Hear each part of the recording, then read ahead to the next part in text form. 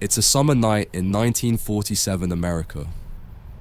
From a distance, we witness a young couple seemingly engaged in a conversation on their porch after what might have been a romantic date. We have no reason to be here. They are having a deeply intimate conversation, one we are not a part of, yet Edward Hopper wants us to see it from afar. Hopper is a master at this. He makes us feel like voyeurs, peering into scenes we shouldn't be observing. Moments where people are lost in solitude, speaking to themselves, or simply letting their thoughts take over the scene. Hopper is known as the painter of solitude. His lonely figures reflect modern disconnection through vast, empty spaces. Their faces are often blurred, generic, and expressionless. His compositions are simple and geometric, filled with straight lines in muted tones that evoke a melancholic sense of isolation and loneliness. But in his paintings, solitude is not simple, it is a paradox. Even when there is more than one person in the scene, the disconnection is palpable. They look at each other without truly seeing, together yet distant. Hopper does not just depict physical solitude, he reveals the most haunting kind of all, shared loneliness. What do these soulless figures in his paintings truly mean?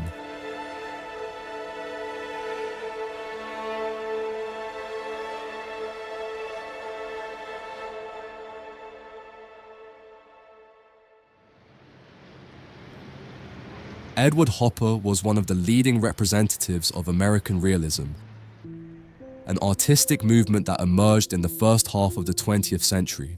This movement arose in response to the profound social and urban changes that transformed major cities.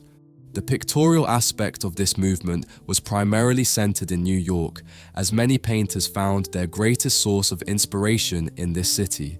In fact, Hopper himself studied at the New School of Art and made several trips to Europe, which sparked his interest in European culture and art, particularly the works of Edgar Degas and Edouard Manet. Hopper managed to capture in his paintings the emotional state of the average American after the Wall Street crash of 1929, which plunged the United States into a Great Depression. According to Hopper, his paintings symbolized the crisis of modern life.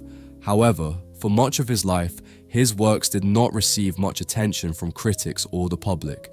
It was only after his death in 1967 that he began to be recognized as one of the great masters of 20th century art, rather than just a mere exponent of American realism.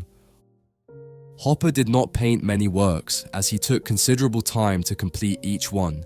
Initially, he was associated with the American Scene Group, a collective of artists interested in themes specific to American culture. However, he soon developed a distinctive personal style. His work is characterized by a simplified representation of reality and an intense exploration of contemporary human solitude.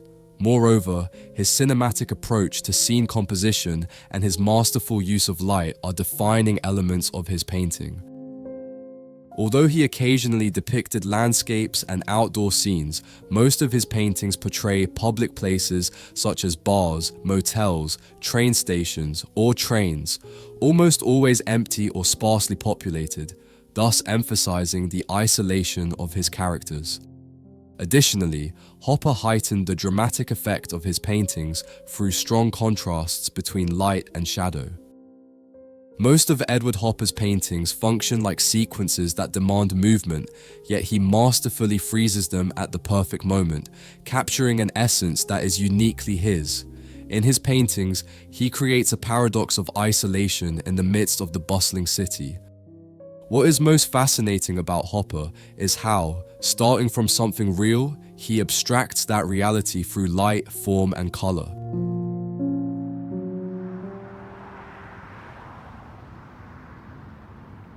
The greatest example of this is Nighthawks, painted in 1942, which is arguably Hopper's most famous work. In this painting, he masterfully depicts profound loneliness in the middle of a city. The painting represents an American night in the early 1940s, a period marked by alienation during wartime, reflecting the sense of separation that was prevalent in the United States at the time. Silence dominates the scene. The desolate street lacks streetlights and is only faintly illuminated by the reflections of a fluorescent light emanating from inside the late-night diner. Inside, we find the only figures in the painting.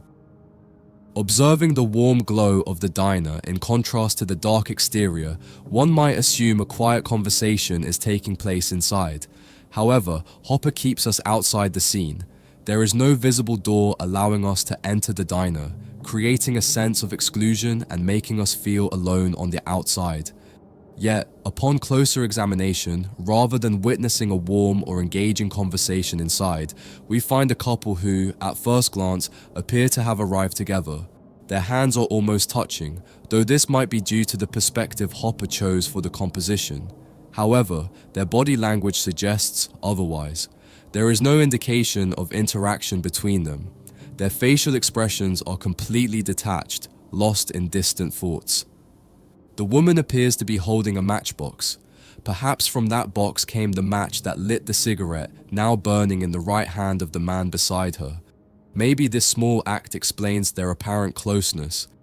The waiter, with a vacant gaze, introduces a slight sense of movement into the scene with his hunched posture. However, his presence is purely passive, more of an extension of the image than an active participant in it. His demeanor mirrors the silent introspection of the customers. Near the center of the painting, we find the last customer, sitting at the corner of the counter. He is enveloped in a play of light and shadow, his back turned toward us. His presence is enigmatic, further emphasized by the hat that partially obscures his face and the suit he wears, which blends into the background, intensifying the sense of isolation. Before shifting our focus to the street, it is crucial to notice how the diner's oppressive interior light spills onto the sidewalk, creating a layered composition of overlapping shadows and reflections.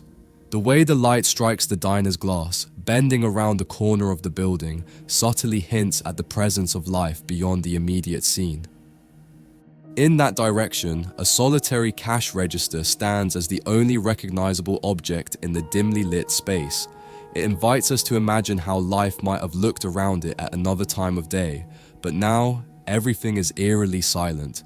This emptiness compels us to look up toward the nearby windows, searching for signs of life, yet all we find is an abandoned setting, windows that may have once been occupied but are now completely empty. We might imagine that the residents are asleep. In a way, cities were emptied during that era. Many people chose to leave for foreign lands. It was a time of great uncertainty and anxiety in the United States when no one knew which direction the war would take. But this diner is not just any diner. Hopper mentioned that he was inspired by a restaurant on Greenwich Avenue in New York, located at an intersection. His composition is meticulously constructed, stripping away any unnecessary elements, and the absence of an explicit narrative gives the painting a timeless and universal quality that transcends its specific location. Among the most intriguing details are the coffee urns, so meticulously painted that we can even see the wear on the glass and how much coffee remains inside them. Another notable element is the advertisement above the diner, promoting Philly cigars for $5. Additionally, the various everyday objects, napkin dispensers, coffee cups, water glasses, are carefully rendered, making the scene feel both ordinary and familiar. Paradoxically, all these details allow us to specify and, at the same time, generalize what is not happening. Hopper captures a sense of American uncertainty, placing us in a specific location at a specific moment, yet leaving room for our own experiences to complete the story.